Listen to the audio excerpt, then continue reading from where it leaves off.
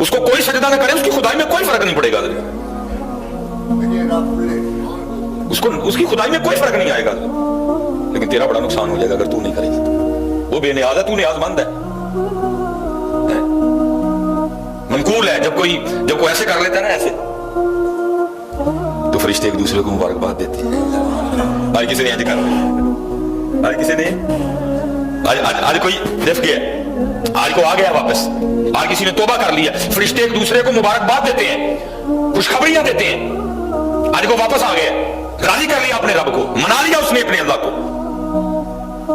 जिन फरिश्तों को पता नहीं ना होता, वो पूछते हैं भाई क्यों एक दूसरे मुबारक देने दे दे, तो उनको बताया जाता है आज किसी बंदे ने गुनाहों का रास्ता छोड़ के ना पक्की तौबा कर लिया है। याद रखिए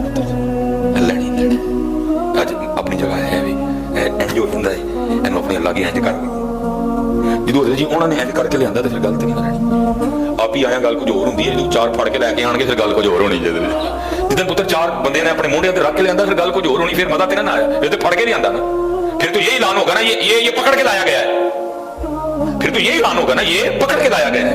लेकिन इधर जी जो खुद आया होगा फिर उसकी बात वक्री होगी है। और भाई कल भी फड़ के उन्हें उत्थे लैके आना, आओ अज ही टुर चलिए, अज चलिए जी, अज अज का मुल पै जाएगा, अज इंज कर दी जो उन्होंने फड़ के इंज किया, फिर कख भी नहीं होना, फिर कुछ भी नहीं होगा, आज आपने कर दी है मुल पै जाएगा।